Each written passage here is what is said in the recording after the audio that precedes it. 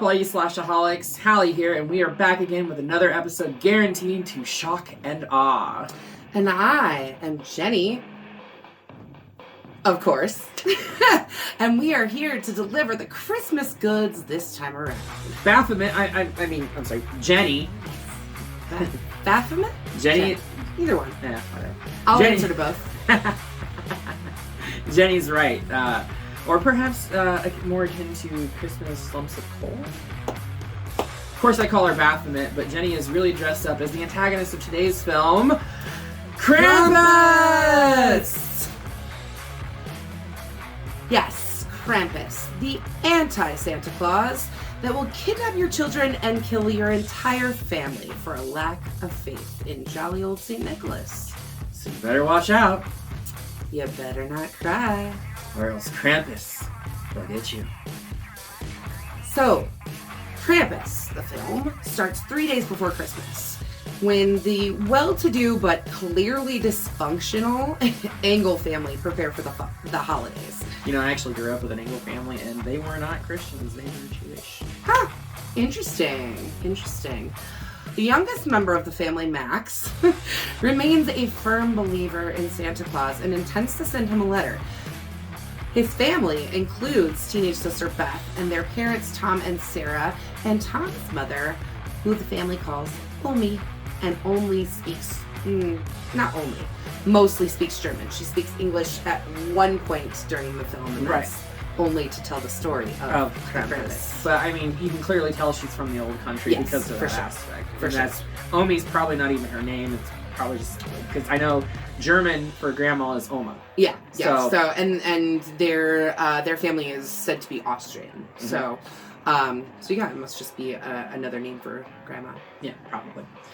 Sarah's side of the family visiting for Christmas include Aunt Linda and Uncle Howard. Sarah and Linda's cantankerous Aunt Dorothy. Oh, man, she's a trip. She is so funny. I actually really love her. And Linda and Howard's children, Howie Jr., Stevie, Jordan, and baby Chrissy, who everyone fucking forgets. Yeah, I know. Nobody remembers that there even is a baby. Oh, there was also a bulldog, too. Oh, yeah. Rosie, the English bulldog. She's very, very cute. Max wants to continue family traditions and wants things to just, be like a normal holiday. But tensions within the family sap their Christmas spirit. I mean, everybody is fighting. Everybody's arguing. And then the cousins find his letter to Santa. The girl cousins. Or the cousins who their dad wants them to be a boy. Yeah, clearly. Clearly. But yeah, two very kind of tomboyish type girls that they meanly start reading his letter to Santa. Mm-hmm. Okay, so they start reading his letter at Christmas dinner and mocking him. And while they're reading it out, they're talking shit, one, about their family not being, their parents not getting along. These little girls are straight up brats. And honestly, they deserve Krampus. They really do. I think really the only people that don't exactly deserve Krampus are probably Max and Omi. And yeah, either way, it's pretty sad.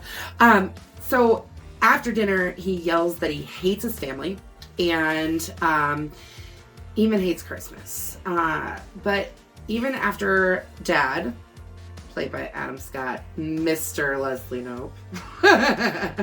I don't get that reference. Well, that's okay. That's because you didn't watch Parks and Recreation.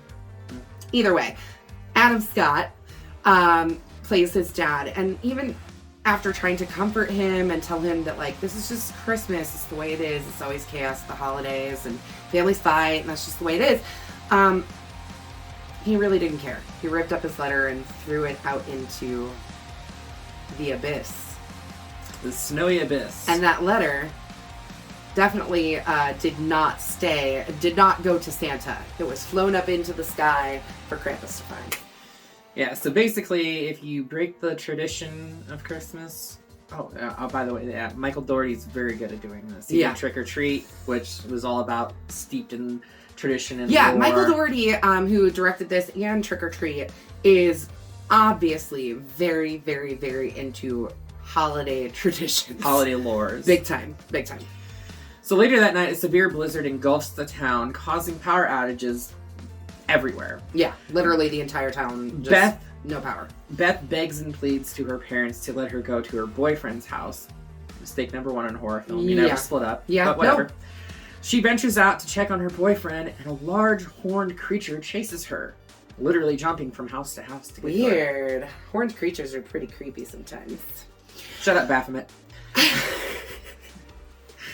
She hides beneath a delivery truck, but the creature leaves a jack-in-the-box, which attacks her and gives the impression she is killed.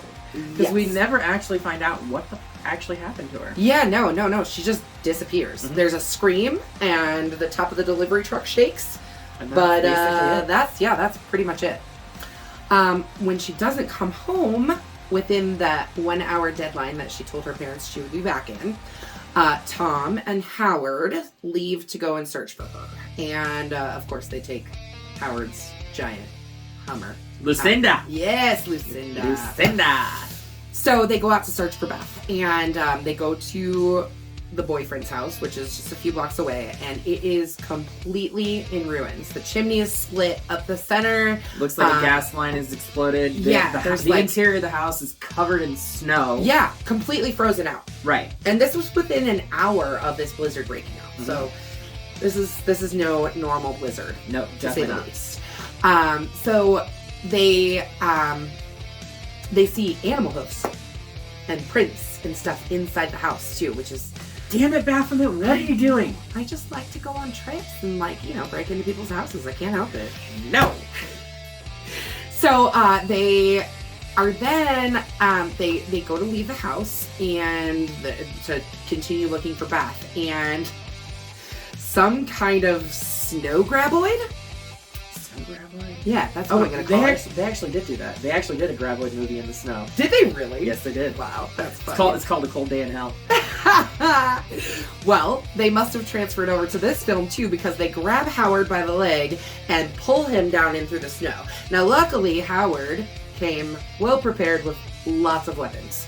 And they both Howard and Tom had guns to protect themselves, and Tom fired at the snow graboid. It's kind of funny to note too that when Tom when Tom is handed the gun, he's like, it's a bit heavy.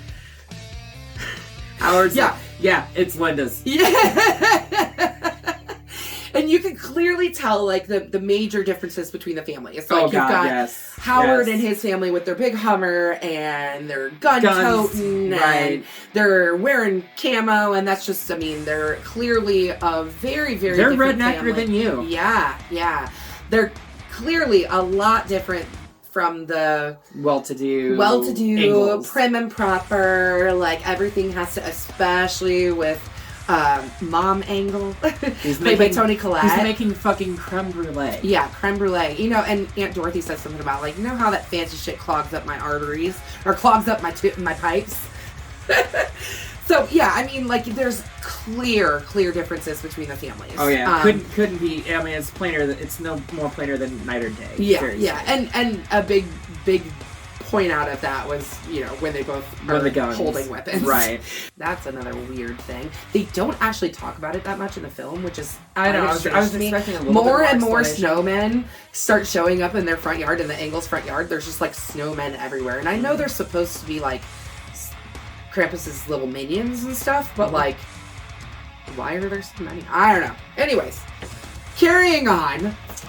So later, after they get back to the Ingalls house, Howard decides that a shepherd needs to protect his flock and volunteers to stay up to make sure that nothing happens. And everybody else gets to go to sleep. And actually, it's a really sweet moment because the family's all snuggled up on the floor. They're making a kind of a little sleepover out of it. It's kind of sweet. Watching a tablet. Yeah, falling asleep to Christmas generic movies. Knockoff. I think they were actually watching It's a Wonderful Life. No, it was a claymation thing. Okay. But anyway, so he ends up falling asleep, as one tends to do. Slept on his watch. Yep. It's a horror movie. It has to happen that way.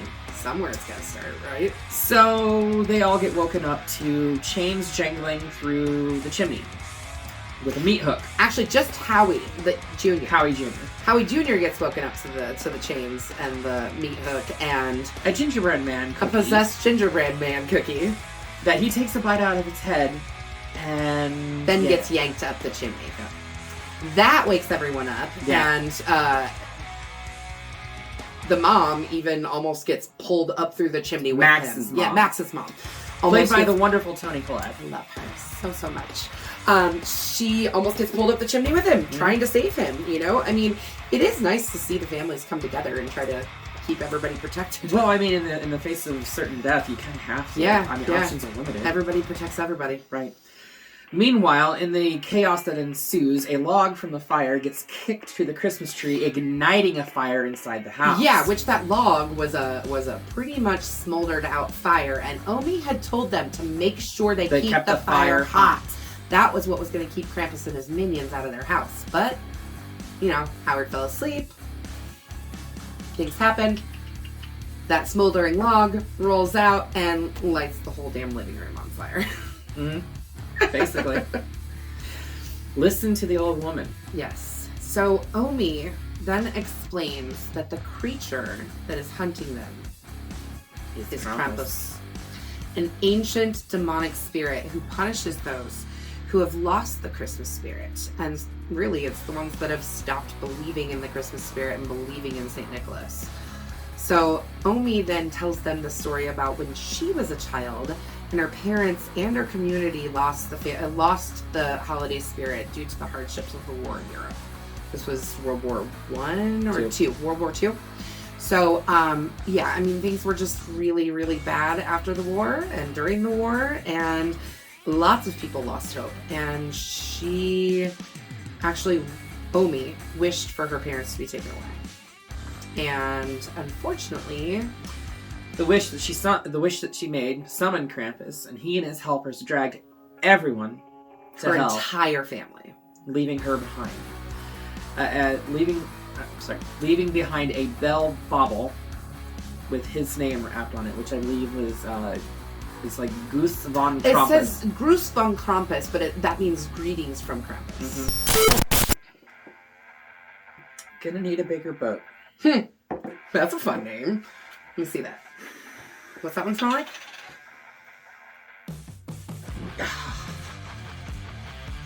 Oh, you like that one?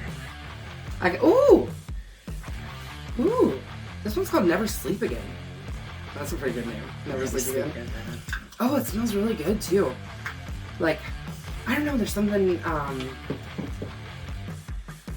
like a little bit spicy, but like...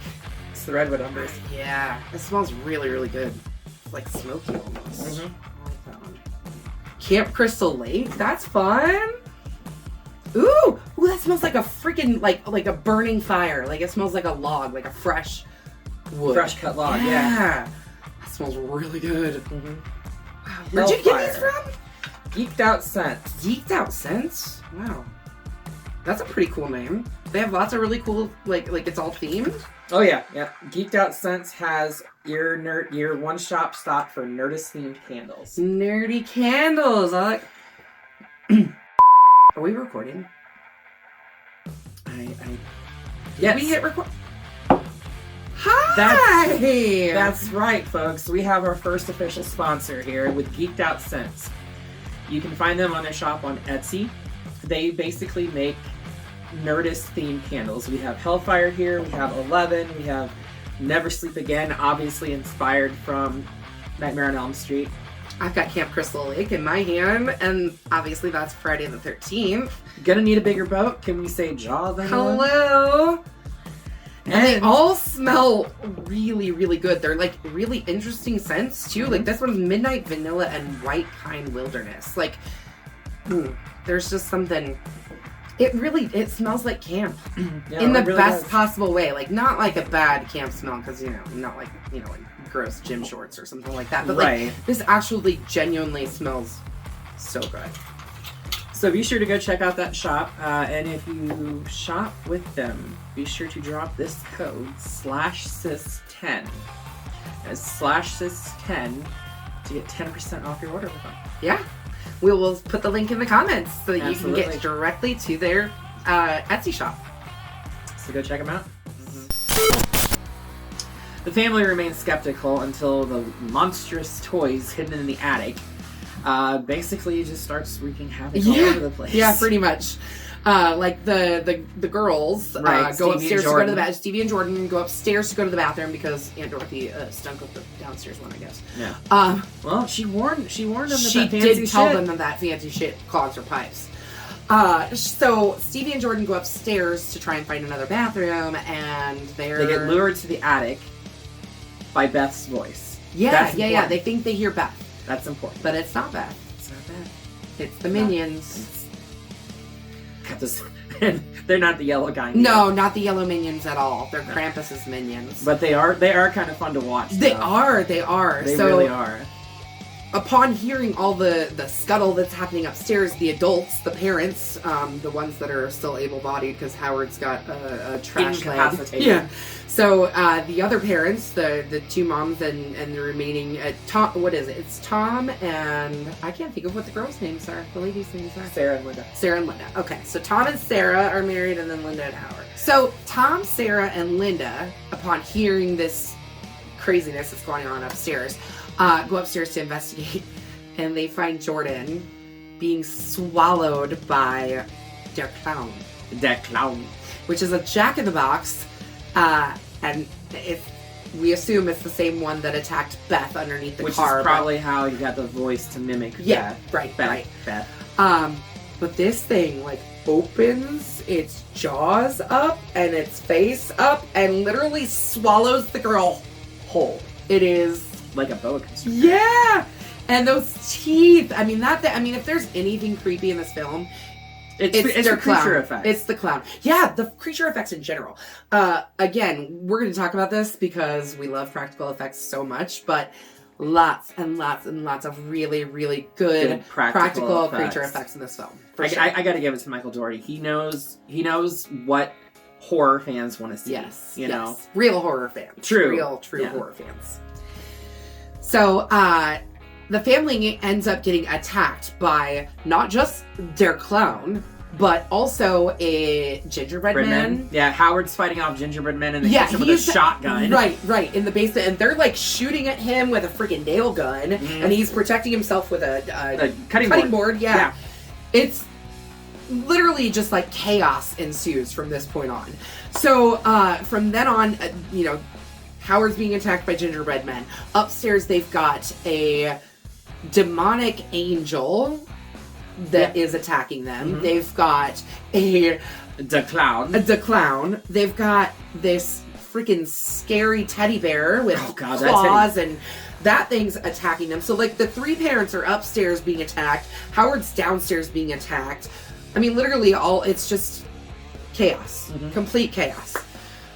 With all that chaos happening, Tom decides that the whole family should flee and abandon to the snowplow that they found on the streets earlier when they were going in search for Tom's daughter. Yeah.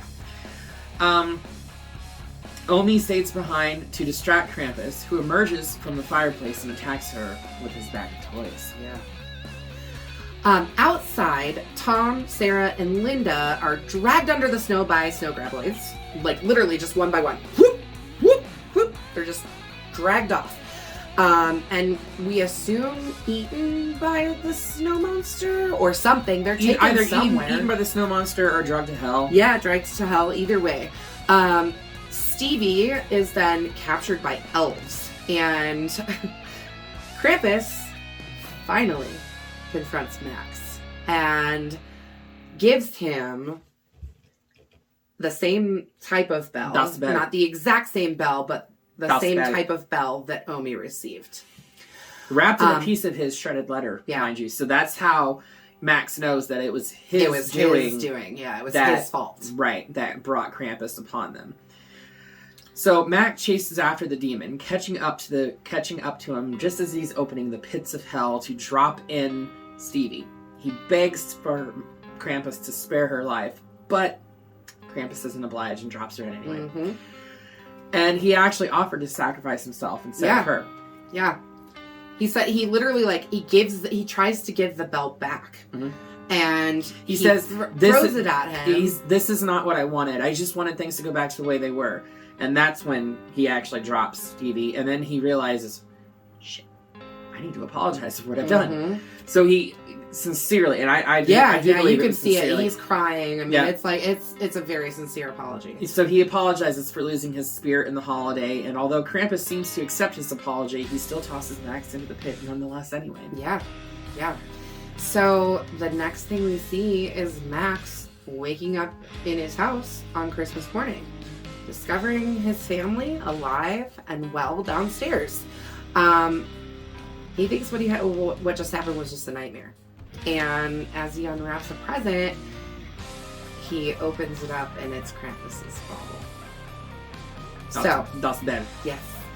And the family, we pan out and all of the family has looks on their face like they know what happened. It's like they all have like the same type of nightmare. Yeah. But they don't say anything about it. Yeah, you can see they all know that something happened, but they don't want to talk about it. Yeah. And the ending is left very ambiguous. So the camera keeps pulling out of the household, goes through a window, and then it sees like this funky transition, like it's going through another membrane of something. Keeps pulling out, and the house itself is actually trapped inside a snow globe sitting on a shelf next to a bunch of other houses. And if you look closely, you can actually see the Psycho house in one of the bubbles as well. Yeah, and one of them actually has Michael Dougherty's house too. That's interesting. Yeah. So, but they're all on a shelf in what we assume is Krampus's workshop. I would say it's his workshop. I would say so. Yeah. So that's what we say by the end, because after that it fades to black, and you're left wondering, well, are they trapped in the snow globe forever? Do they repeat Christmas, or did they actually, survive? And the snow globe is just Krampus's way of making sure they don't lose the fucking spirit again. Yeah. So, I think that it really could go either way. It's left up for interpretation. And I think that it's all about your own personal interpretation. I personally like to think that they were given a second chance. Agreed. But that's just me being hopeful. I think there is definitely a chance that they are actually trapped inside of that snow globe and will never come out of it again. Absolutely. But absolutely. I like to think that they were given a second chance, and that's just Krampus' way of being able to check in on them. Yep. But that's the film. And I mean, we've got a film that is full of really great creature effects, really great practical effects.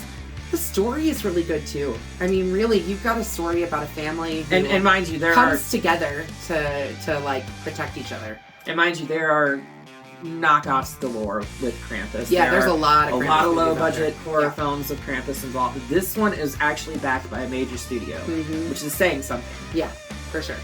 So we highly recommend that you watch it. Absolutely. For me, it was, can we call it a bloody machete up? I want to call it a bloody candy cane. I would give it a bloody candy cane up too. Definitely check it out if you have not seen it. I mean, it's almost required watching now. It is required Christmas watching. I feel it is. I really enjoy this film. I think it's something that you could easily watch with your whole family. Not the whole family. Maybe not the whole family, but I would say kids 10 and up would probably be okay with this. It is a PG-13 film. I think preteens could appreciate it. Absolutely. It's got some good scares in it too. Some good jump scares. It's got some good, really good scary creatures. And yeah, definitely. Just an all-around good film. I liked it. I loved it. I'll definitely be watching it every Christmas from now on. Oh, hell yeah, definitely. Put it right up there with Silent Night, Deadly Night. Silent Night, Deadly Night, and our next film that we'll be doing, so let's get this out of here. Did you hear the disc? It spun inside the box. That was awesome. That was kind of cool. So our next film we'll be discussing is the 1974 slasher classic, Black Christmas. Black Christmas. This is definitely required viewing for any horror fan. In general, but required holiday viewing for big-time horror fans. And mind you need to watch this one, not the 2006 remake or the 2019 remake. Oof, man. Oof. Why do we remake films? We've asked this question many a times on this channel already, but always go back to the original. The original is always going to be the best.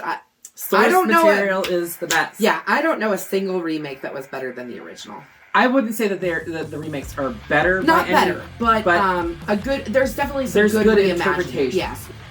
So until then, join us back here in 2 weeks' time when we will be reviewing Black Christmas. We're still trying to give away Ash. We just need you guys to comment on our videos. Yes, comment on the videos. Comment on the videos. We'll put your name in for the drawing. And then on our next video, I know we said this in the last one that we were going to do the next one. We put a little banner at the bottom letting you know. We wanted to make sure everybody had enough time to get their name in. Yeah, we want to make sure that there's plenty of time for you to get your name in for this because we want you guys to have a chance to win this. And because we had, we're doing 2 weeks back to back. Right. You know, we usually have 2 weeks in between, so we wanted to give you guys enough time a little off with that. So we just wanted to make sure you guys had enough time to get your names in, and we want you guys to have a beautiful Ash Williams pup because we have one. We each have one. We want you to have one. Be one of us. Yes, be one of the cool ones. Until then, be sure that you slash that subscribe button and stab the like button, ringling that grave bell, so you can stay up to date on our latest videos.